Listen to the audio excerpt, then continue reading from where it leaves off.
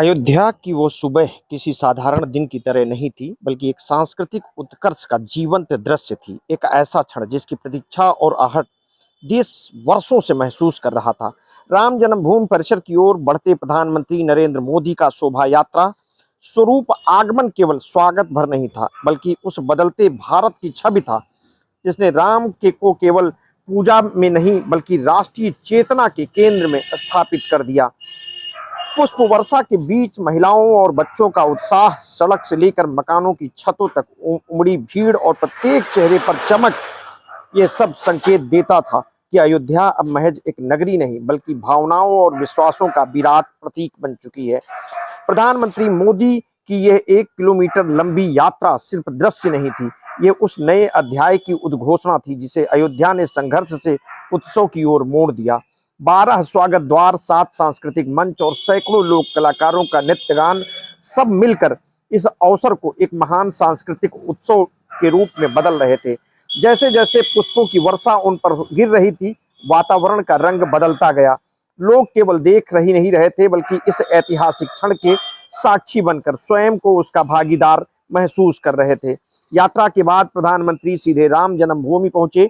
वहां माता सबरी सहित अनेकों संतों की प्रतिमाओं के आगे उन्होंने शीश नवाया, वैदिक मंत्रों के उच्चारण के बीच रामलला का दर्शन किया और आरती उतारी।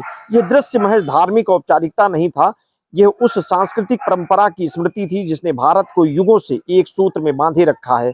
प्रधानमंत्री का संदेश प्रभु श्री राम भारतवर्ष की आत्मा है, इस पूरे आयोजन की आत्मा का सूत्र था। राम केवल देवता नहीं, वे मर्यादा, साहस, अनुशासन और आदर्शों के प्रतीक हैं। इसलिए रामलला के शिखर पर भगवा ध्वज का आरोहण केवल एक अनुष्ठान नहीं बल्कि राष्ट्रमन की सामूहिक आस्था का अन्वेष था। सुरक्षा व्यवस्था इस अवसर पर अत्यंत कठोर और व्यवस्थित थी।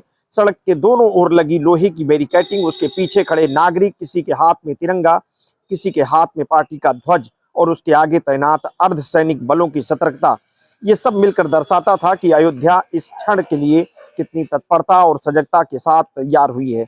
लोग लगातार पुष्प वर्षा करते रहे। वातावरण इतना पुष्पमय हो चुका था कि सड़कें किसी उत्सव की पवित्र पगडंडी की तरह लगने लगी। इसके बाद प्रधानमंत्री मंदिर परिसर पहुंचकर पहले अलग अलग देवालयों में दर्शन पूजन करते रहे और अंत में रामलला के समक्ष नतमस्तक हुए। आरती की लौ, वैदिक स्वर और गूंजे जयघोष सब मिलकर एक दिव्य वातावरण बना रहे थे। इस यात्रा का महत्व इसलिए भी बढ़ जाता है क्योंकि वह राम मंदिर की प्राण प्रतिष्ठा के 1 वर्ष 10 महीने बाद हो रही है। और अब जब प्रधानमंत्री मुख्य शिखर पर ध्वज धर्म फहरा रहे हैं तो ये केवल धार्मिक घटना नहीं बल्कि मंदिर की पूर्णता, अयोध्या की पुनर्स्थापना और देश की सांस्कृतिक धारा के पुनरुद्घाटन का प्रतीक बन गई है। विवाह पंचमी के दिन इस आयोजन ने ऐतिहासिक आयाम ग्रहण कर दिया। इसी दिन निकलने वाली राम बारात को देखने के लिए दूर दूर से आए श्रद्धालु नगर में रुके हुए थे। प्रशासन के लिए यह दोहरी चुनौती का समय था, परंतु आयोजन की समय सारणी को इस प्रकार रखा गया कि कोई टकराव ना हो और व्यवस्था सुचारू बनी रहे। अयोध्या इन क्षणों में केवल एक स्थल नहीं थी, वो इतिहास, आस्था, भावनाओं और गर्व का संगम बन चुकी थी।